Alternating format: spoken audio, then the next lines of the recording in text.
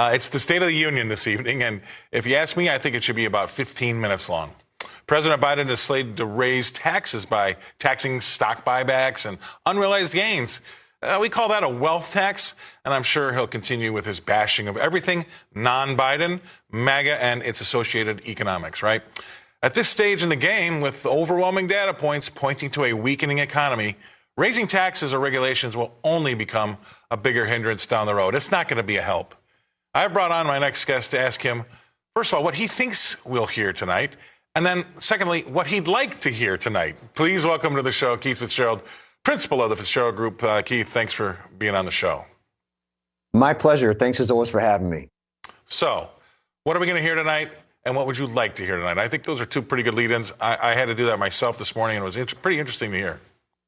I got to tell you, this is one of those things where it's hard to maintain, at least for me anyway, a modicum of respect for what we're going to hear tonight.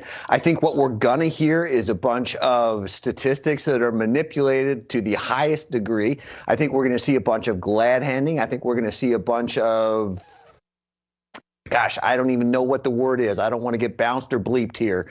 A bunch of stuff that most of America doesn't agree with and frankly doesn't reflect the reality that all of us feel in our wallets. What I would like to see is a president who steps up and says, you know what, things aren't perfect. We're working on it. I wouldn't want to see any of the false glad handing, any of the false credit. I want to see somebody who says, we've still got some things to do and here's what we're doing about it.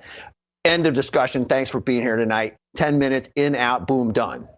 Maybe like me coming on air, having weighed 250 pounds, and then say I gain 250 pounds to 500, and then I lose 200 pounds, and I want to take a victory lap for only now being 300, which is now still 50 pounds heavier than I used to be. That's almost every government program out there. I feel like they're going to be bragging about things that are less worse. What do you think? Well, I think that's right. And here's the sad part about it to me, right? We live at a point in time where the narrative is more important than reality. The last time I checked, we elect officials to go to Washington supposedly to represent the rest of us. So what we're going to see tonight is government at the people, sure as heck not by the people, not even for the people. We're going to see a bunch of leaders who are disconnected from the reality that most of us live. Now, I find it troubling that at the very highest levels of our government, they can be so disconnected from the reality that is all of us, which is why I have repeatedly said on your show and others, Mr. President, if you'd like to come take a ride around the country with me, let's go talk to some of those folks who are at the other end of the spectrum. Let's figure out how we can do this. Everybody has a number. When are you going to reevaluate? How are you going to make decisions? And what are you going to do differently? Because repeating the same old tune just isn't going to cut it, frankly. So for all the viewers out there that have got skin in the game, right? They've got 401ks, they've got their own investments. How do you handle this investment-wise when we have to worry about, binary events like what he might say tonight versus what might come across the tape? I mean, it gets a little bit more difficult. What are you viewing going forward to maybe help the folks out there handle events like this? Well, there's two perspectives that above all else at times like this are really, really important. Number one, you want to take a deep breath and you want to, two, don't do anything rash or stupid. Let the computers duke it out. Let all the short-term noise vanish because when in doubt, you zoom out. And in fact, when you zoom out, you see hope, aspiration. You see brilliant companies still putting numbers up on the board. You see the big themes of our day still in place and in fact getting stronger. So the key tonight when it comes to things like this is to not overthink the situation. The tape is going to tell you what you need to know, and so are the world's greatest CEOs in the biggest, most prominent brands. So tomorrow when the markets reopen, that's your course of action. What do I know to be true? What do I know impacts me? And how do I tap into that? Those will not change practically no matter what he says tonight. Right, and I try to listen to the heads of companies, the CEOs out there, rather than the stuff that comes out of Washington, because those CEOs in America, I mean, I'm a big one for American ingenuity, but they're going to be the ones with skin in the game. They're going to be telling you what's really out there because they've got money on the line, right? Of course. So lastly, I want to ask you this. I haven't seen you since the number came out. What's your thoughts on 517,000 jobs? Well, as usual, the government got it wrong. The economists got it wrong. And what it tells me is that, in fact, the economy is stronger than people think, but not for the reasons they think.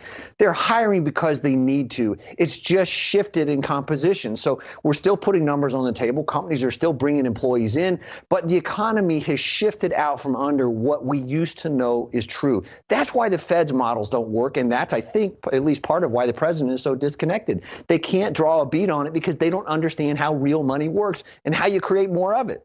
Yeah, you've just brought up a great point there, because with those models that they come up with at the BLS, that 517, for instance, that 517, that's come under scrutiny as of late, because they're using the old way of looking at things, which is fine, but they have now 3 years of a disjointed labor market when they're trying to smooth it out, maybe the way that they used to smooth things out so you could look at month to month and not have any crazy numbers, might not work anymore.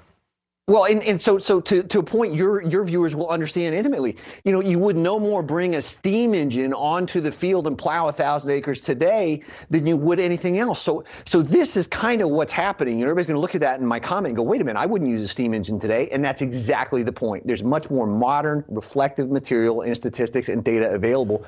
So why don't we use it? Yeah, well, it sounds like they might have actually outsmarted themselves, if that's possible. I don't know. But anyway, I really appreciate you coming on.